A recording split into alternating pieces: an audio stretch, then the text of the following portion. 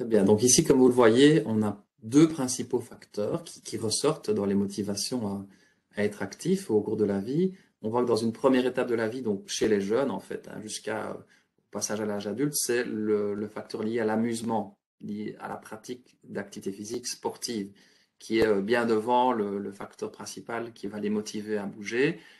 C'est pas étonnant étant donné que le plaisir, c'est le moteur du mouvement. Ce qui est plus étonnant peut-être, c'est que l'aspect compétitif n'apparaît pas, mais ça aussi c'est un élément important qui est lié à une évolution de la société, c'est que notamment chez les plus jeunes, le facteur compétitif n'est plus un facteur de choix pour la pratique d'une activité sportive.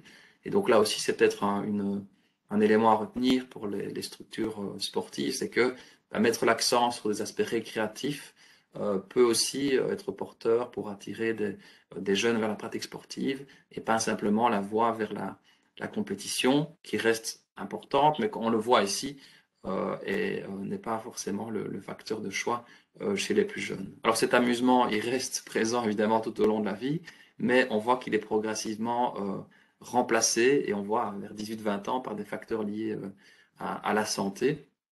C'est aussi un élément important.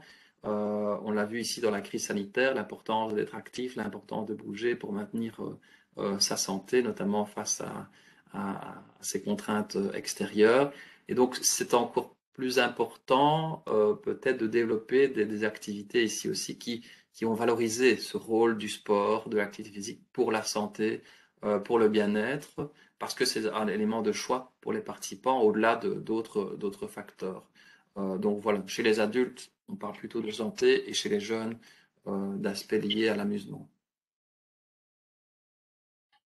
Et donc si on rentre dans le détail ici, des justifications pour pratiquer un sport en particulier, la figure est peut-être difficile à interpréter, mais je vais essayer de simplifier les choses. On voit d'abord deux facteurs chez les jeunes qui sont les plus importants, en gris et en vert. Vous le voyez, c'est l'influence d'un proche.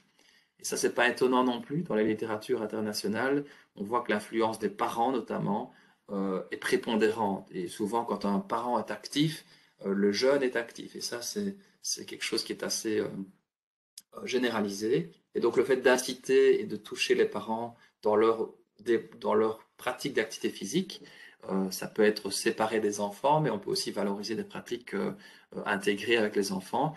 C'est un critère de choix aussi pour inciter les jeunes à devenir actifs. On voit aussi qu'il y a des raisons logistiques. Alors là, les raisons logistiques, elles sont avancées parce que dans l'enquête, notamment chez les plus jeunes, c'est les parents qui répondaient aussi à certaines questions. Et donc pour eux, le fait de pouvoir se déplacer facilement à une distance respectable, c'est-à-dire la plupart vont faire des déplacements jusqu'à 5 km sans difficulté, mais au-delà de ça, ils vont signaler que pour eux, c'est compliqué d'amener leur enfant à l'activité. Les horaires aussi. Les horaires, parfois, certains parents signalaient qu'ils n'étaient pas forcément adaptés au niveau style de vie des parents avec de plus en plus d'activités, notamment en fin de journée. Donc là aussi, c'est peut-être un point de réflexion à avoir. Et enfin, quand on évolue à l'âge adulte, on voit que cette pratique libre, comme signalé précédemment, augmente. Et puis qu'il y a toute une série d'autres facteurs qui interviennent. Ces raisons logistiques restent importantes.